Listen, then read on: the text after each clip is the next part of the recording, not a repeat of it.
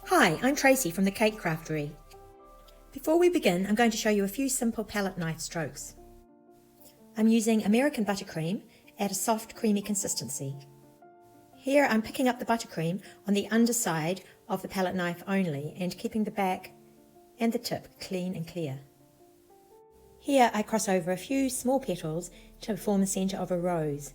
Sometimes I do 3, sometimes 5 or more, just crisscrossing them over each other. This is a very useful and versatile petal and leaf shape I'm making. If you don't press the buttercream down in a confident, firm manner, you get a misshapen petal or leaf like that. So you want to load your knife and then just pull it away along its length. If you unload the buttercream widthways, you get a completely different shaped petal, which can be useful for certain things like the back of a rose. Now I'm going to unload the petal lengthways again, but just off the left edge of the knife, with the left edge touching the surface. It's really important that that knife does touch the surface, or the petal will just break as you pull the knife away. You can curl the leaf in the opposite direction by unloading off the right edge of your knife. Now I'm going to make round petals with the round-ended wide painting knife. Once again, load the palette knife fairly generously with buttercream, keeping it away from the edges and the top of the knife.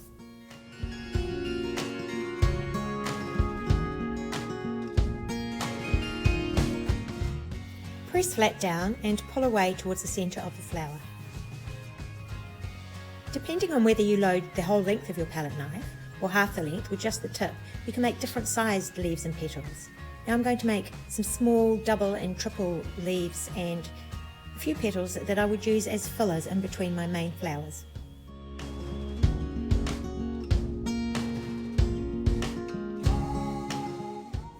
The higher the mound of buttercream on your knife, regardless of how long the load is, the more upturn you'll get on the sides of your leaf or your petal. If you just put a small amount on your knife, you'll get a flatter leaf, and if you put a lot, you'll get a curl up on both sides as you press down into it, like that.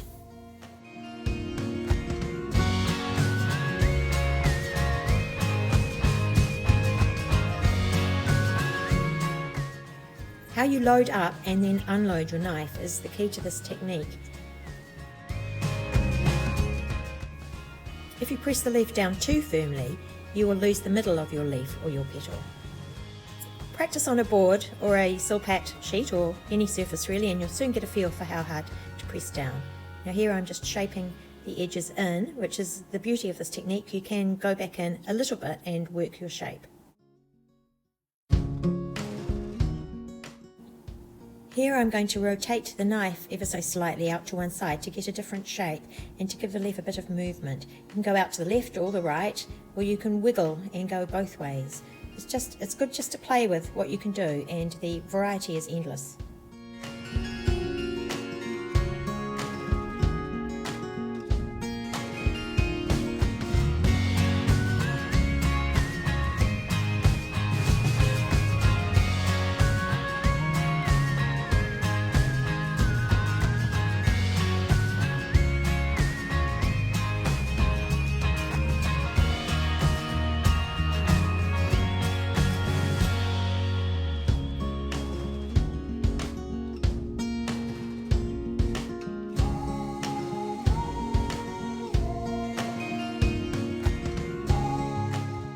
You can get a finer point to your shape by just placing the tip down and starting to drag back before you place the rest of the knife down. And there you have a different, quite pleasant shape.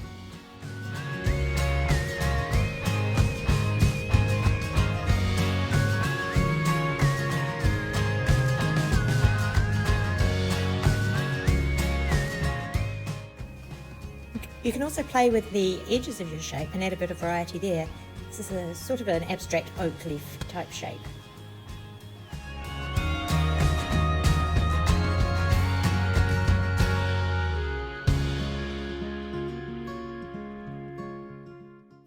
Here I'm going to show you how to do a more sculpted type of leaf. It's a thicker application, and you scrape, and you gradually build up small amounts, and you get lines in the back of that leaf, and you see how much is built up on the side there, and you get a much more 3D effect. You could use this as a side petal for a rose.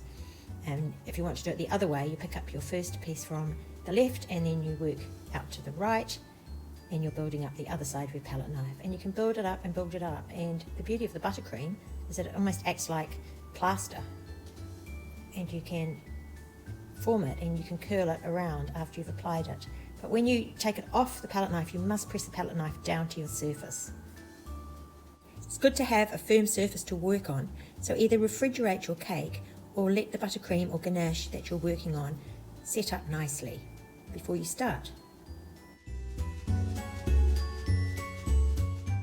With this third petal, you can see what happens if you don't press your palette knife down to the surface. It'll break your petal up. You can sometimes work with it and recover it like that, but not always. Right, let's get started. Working on a vertical surface is a little harder than working on a flat surface. I've prepared the colours I want to use and put them on a board, and I've also got darker colours in piping bags just to do the centres of some of the flowers. You'll see how I do that later.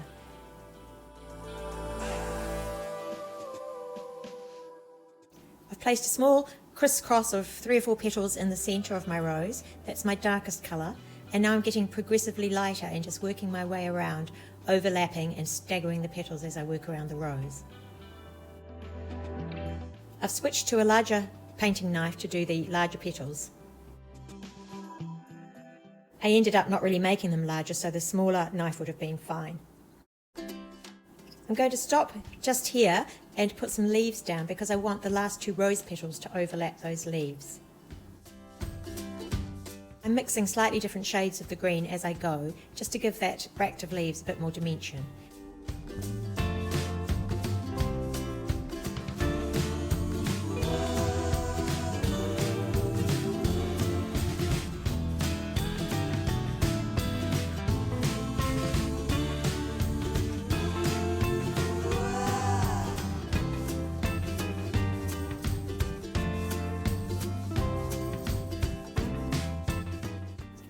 Now I've switched to the round painting knife to make the poppier shaped flower, as I showed you earlier.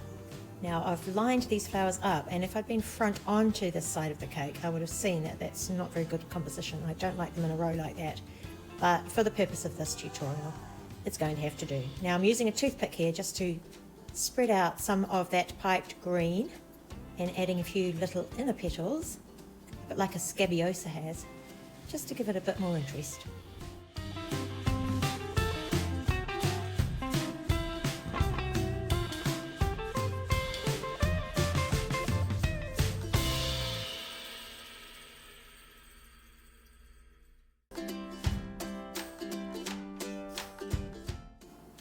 Now I'm adding a few of the smaller blue flowers with a bit of piped black to mark the centres, and just added a little bit of buttercream to the tip of the small palette knife to make these smaller flowers.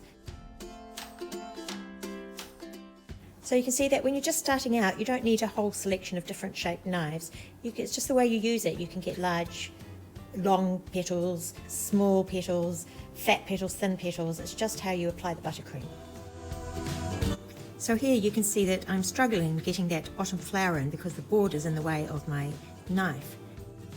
So it would be better to sit the cake on a board that's the same size as the cake, and then perhaps elevate it up on something slightly smaller, like a wide jar or a cake dummy. I like the effect of extending some of the petals slightly beyond the edge of the cake itself. After completing the red flowers with the yellow centres, I then went ahead and did a few filler leaves and petals in some of the spaces, but forgot to turn the camera on for that. But they're very simple, just little swipes of the knife. The other thing I've noticed is that I didn't colour match this side of the cake very well to the rest of the cake, which I completed a day earlier. So the leaves are a lot greener, whereas the rest of the cake, they're quite goldy, and some of the colours aren't quite as vibrant. But this is more about the palette knife technique than the colour matching, so for that I apologise. If you enjoyed this video and would like to see more, I'd appreciate it if you would hit the like button, share with your friends, and subscribe to my channel, and there will be more coming soon. Thank you for watching.